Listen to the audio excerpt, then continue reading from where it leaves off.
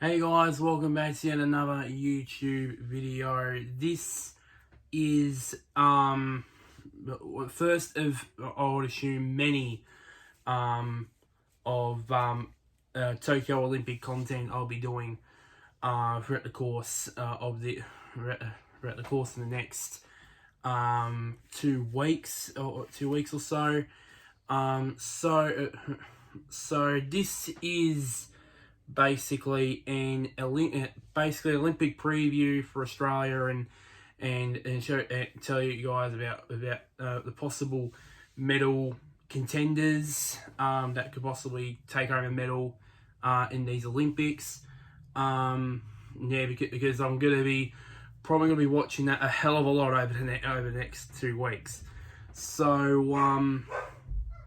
to start off with, of course, well, obviously, I've got two things really. Number one, I got my laptop once again, and also I've gotten this, which is a guide to the Tokyo Olympics, and also I think it was in the Herald Sun earlier in the week, or I think it was last weekend. If you had yours, if you bought the Herald Sun on the weekend, then you probably would have got these. If you don't, then yeah. So 488 athletes are going to Tokyo from 33 sports. That is the largest team that Australia has ever taken into an Olympic Games. The largest,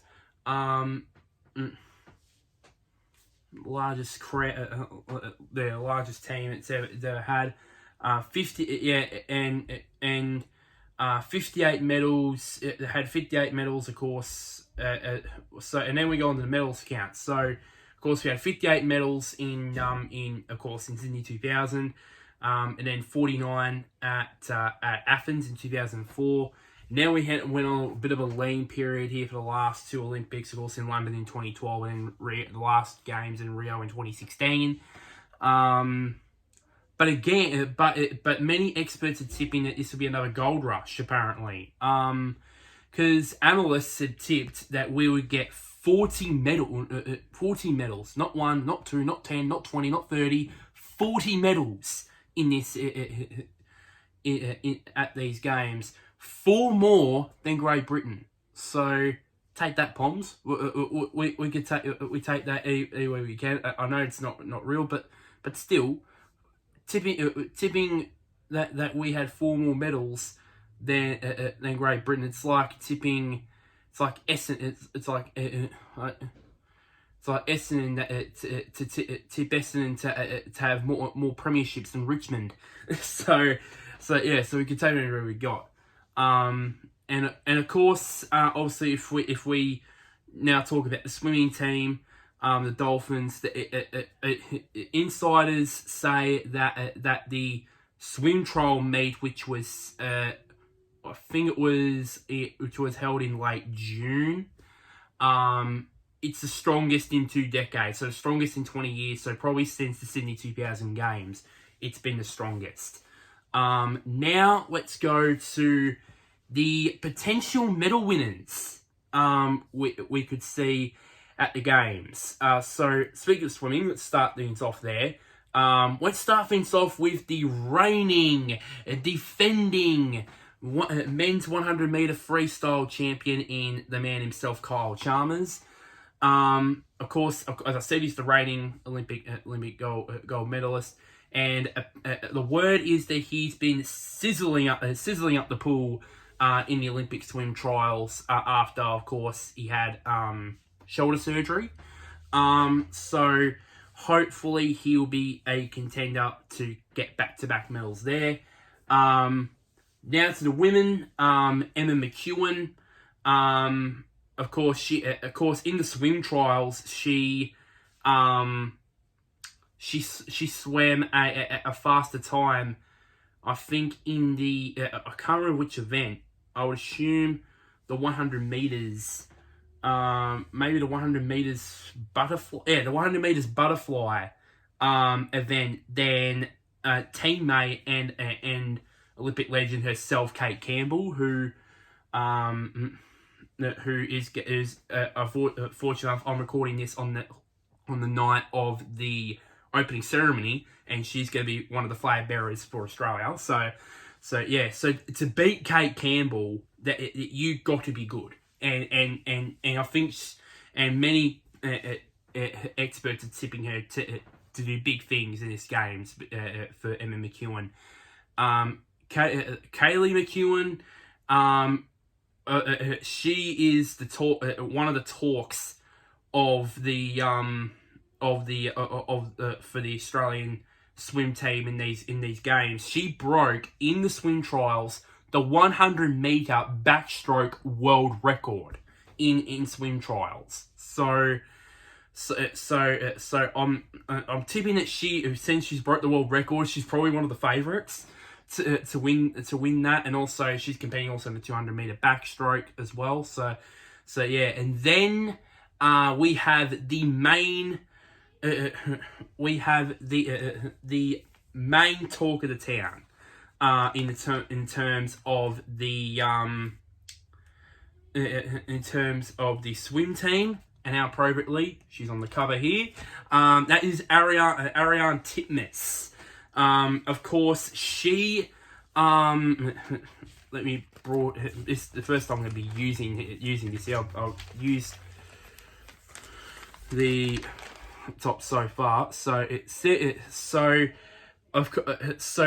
here that she bet US superstar Katie Ledecky in the 400 meters freestyle in 2019. That was all before the whole pandemic thing started. So she's competing in the 200, 400, and 800 freestyle, and she's also going to be competing in the 4 by 200 meters freestyle relay. So yeah. So I can't wait because I believe that because I can't remember how old Katie Ledecky is. Hopefully it says here somewhere. Here it is. It doesn't say how old she is, but she and she's also going to be So it doesn't say how old she is, but I think that for me, Katie Ledecky, I think she's got to work cut out. Both of them get out of their work cut out with each other, to be honest. And there's no doubt that if Ariarne is on her game, then I would assume she'll come home with an Olympic gold medal. Thank you very much. So yeah, hopefully. I'm saying hopefully. And of course, the women's 4 by 100 meter freestyle relay team, of course, they won the gold at Rio and broke the world record. This is apparently it's a team that we've never seen before, but all 4 of these women that are going to be competing are in absolute red hot form, and no doubt that they will be favourites once again to pick up yet another gold medal in that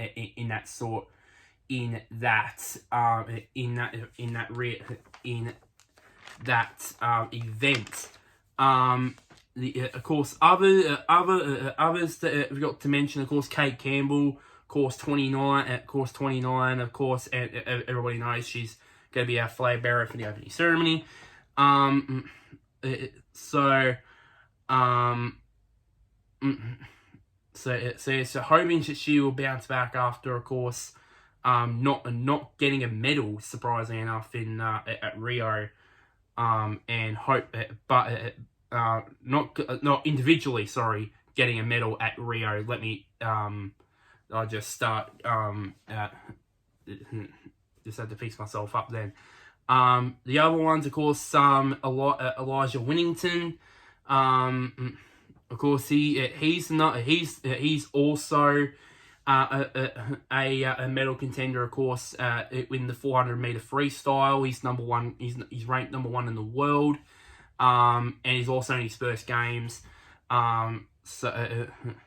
So yeah, and it's also one of Australia's signature events, of course. About 4 different winners have won this event. That was Ian Murray in 1956 and 1960, Brad Cooper in 1972, Ian Thorpe, as we all know, in 2000 and 2004, and most recently Mac Horton in 2016. So we have history of athletes, of swimmers winning the 400 freestyle, and men athletes winners winning the 400 freestyle. 400 meter freestyle, and we hope that Elijah Winnington, hopefully in his first games, hopefully adds to that tally. And then another one is Zach Stubletti Cook. Had to started myself for a second there. He's racing in the 200 meter breaststroke. Apparently it says he posted the second fastest time in history at the trials, and of course no man has won an Olympic gold in that event. Since the games were last held in Tokyo back in 1964. So could he possibly get be in contention for that. So then we move on to canoeing and kayak. Jess Fox, of course, is leading the charge there. Of course, as we all know, seven-time Olympic champion. Not Olympic champion. Sorry, 7-time world champion, I should say. But that Olympic gold medal has eluded her. I think I'm confidently saying that I think she'll end that and get gold in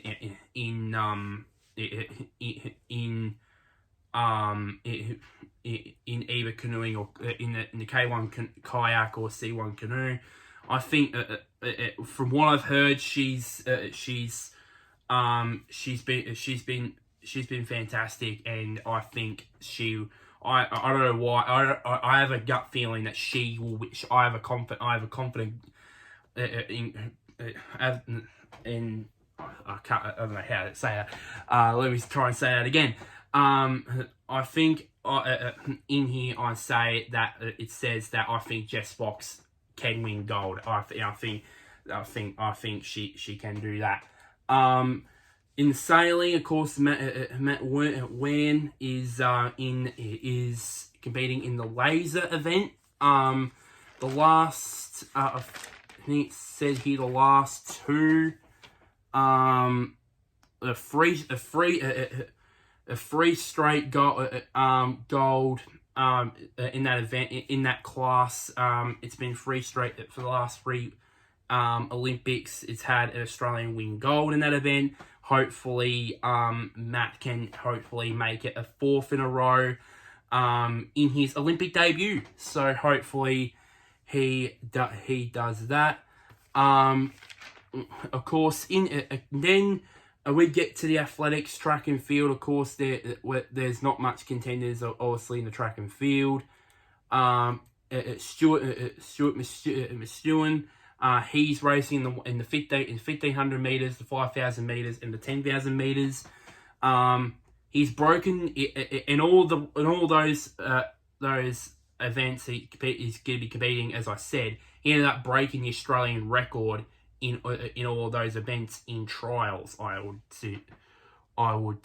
Yeah. I would think in the Diamond League. In Doha, he broke the in the 1500 meters. He broke the Australian record. It should say. So yeah, Kelsey Lee Barber, of course, she hoping to she's hoping to atone herself for what happened in Rio. Of course, she's entering this as the world champion. Who after a throw of 66.5 or 66.5 or slash 66.5. Jesus, that's a pretty long throw. So yeah, the others, of course, there's the others, of course, there's Brandon Stark, of course. Brandon Stark, he is of course Australia's number one high jumper. He's also and he's been he's in the prime of his career at 27. So and also in amongst the world elite. So he'll be a chance for a medal in that event. In that event, and that is probably it. With that. In cycling, obviously, of course, as we all know, BMX freestyle makes its debut. And in that event, of course, our own Logan Martin, he is the reigning freestyle world champion. And is as I try to step myself up here, and is hoping for history, obviously become the first person in the sports history, in the event's history, to claim the Olympic gold. There's other on the road events. There's obviously Richie Porte. He's a contender, a gold medal chance in the road event, and also in the women's. Amanda Spratt is hoping for hopefully a medal. Rowan Dennis in the time trial event is also up there for a contention for a medal, and Matt Geiser in the sprint event is hoping to get a medal as well. There's not much expectations on the track cycling events. To be honest with you guys, and as I said about BMX freestyle make its debut at the Olympics, surfing is make its debut at the Olympics, and of course, no doubt that in the women's side of things, Sally Fitzgibbons and Steph Gilmore are going to be in contention to hopefully claim a medal for both of those. Just imagine if both of them claim medals, maybe with one of them claiming silver, one of them bronze, or both of them get gold, or silver, or fish 1-2. That would be the best thing. But obviously that's obviously going to be unlikely. Obviously, so it's definitely going to be great to see. Of course, those who like, especially Steph, like saying that it's been a dream to be an Olympic athlete ever since. Of course, ever since. Of course, the great Kathy Freeman. Of course, that run in the 2000 games, who's inspired a hell of a lot of Aussie athletes, especially Indigenous athletes and women as well, to conquer it, to get their dream. And speaking of dream, obviously Ash Barty, she is our hopeful in the women's. Hopefully, as we all know, she won Wimbledon. She's the world number one. So she's basically the favourite to win gold at the games. But I think Naomi Osaka will probably will have something to say about that. And now, appropriately, they actually verse each other in the very first round. I think they verse each other in the very first round. I'm not so sure. That's what I think. I heard that they verse each other in the very first round, which I can't seem to find all of a sudden. yeah, so so I think so obviously Ash is obviously going to be a contender for in the tennis ranks. Now for the team sports, obviously first off with soccer, of course they've already started it. Of course the Matildas, of course they bet New Zealand 2-1 in the opening game the other night, and of course last night the Olyroos, who was supposed to be in. I heard it was the group of death, apparently, in that group. They had Argentina, Spain, and Egypt. Well, they bet Argentina 2-0 in the game last night. So so that is a great way to start for the Olyroos and for the Matildas. Of course, with the Matildas getting New Zealand, USA, and Sweden. Probably every point counts in that group for the Matildas. I think if they can get a draw in both, at least in both the USA and Sweden games, then that means there'll be one win and 2 draws, so it'll be 5 points. So I think 5 points will probably be enough. I think will be enough in that. Will be enough probably in that group. Depends on the goal difference in the end. The rugby sevens, obviously, the women's side looking to get back-to-back gold after winning in 2016 in Rio. There's no doubt that they will be up there contending for it yet again. In hockey, the Kookaburras, the men's team, they're the world's best team, but for some reason they're basically, it's hard to put them. They've won every single thing that possibly can be won. They've won World Cups, Champions trophies, the lot, except they can't win the big one, which is the gold medal in the Olympics. Obviously, and obviously they've won. Everything. They've won Commonwealth Games gold before, but not the big one, the Olympic Games gold medal. And I think with them being the world's best team, there's no doubt that this year's the year for the Kookaburras to finally get that long-awaited to get that long-awaited second gold medal. Obviously, I think second gold medal. I think they only won one, which was at Athens in 2004. So yeah. And finally, the basketball team, the Boomers. They've never won an Olympic medal before. I think it's the best year yet to. Judging by what happened at the Basketball World Cup, I think they were unlucky to not win that. Because no doubt they were the best side in the FIBA World Cup, in the men's World Cup. I think Paddy Mills. I think he's led that side brilliantly so far, and I think that he will lead the Boomers to their first Olympic medal. Who knows if it's a bronze, silver, or maybe even gold? Probably not. It's probably the US are probably going to win that one again. Now and then the women's side, the Opals. Of course, they had a very disappointing performance at Rio. Obviously, missing out on a medal there after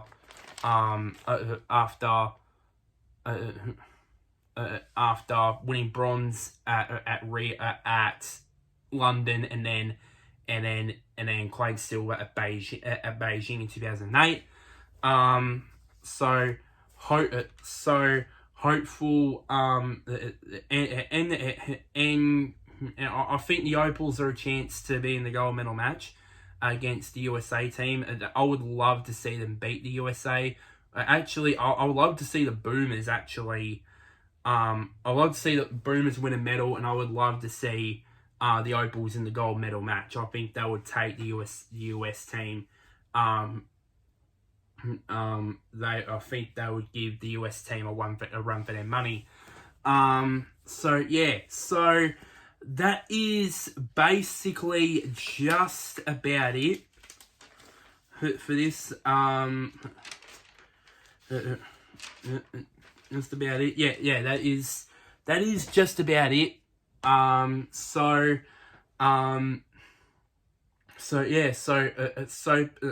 there is high potential for the Australian Olympic team in all sports, and of course, as I said, we're predicted or tipped to win at least 40 medals in this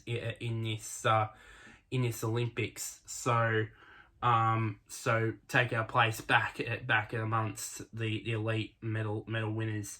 Again, like we did from Sydney 2000 through to Beijing 2008. So I said that is it. So like this video. Comment down below. Share this to anybody who's an Australian Olympic fan, or any for that matter. Comment down below who's the most likely to win a gold medal. Will it be Ariarne Titmus? Will it be Chalmers again? I would love to hear your thoughts. Down you Aussies down in all your Aussies down in the comments below. And lastly, click somewhere down there. The big red button, which is named subscribe. Click on the notifications bell to get notified of when I'm gonna be doing some Olympic content over the next couple of weeks. So that is it, guys. Until next time, guys. I'll see you later. Go the Aussies!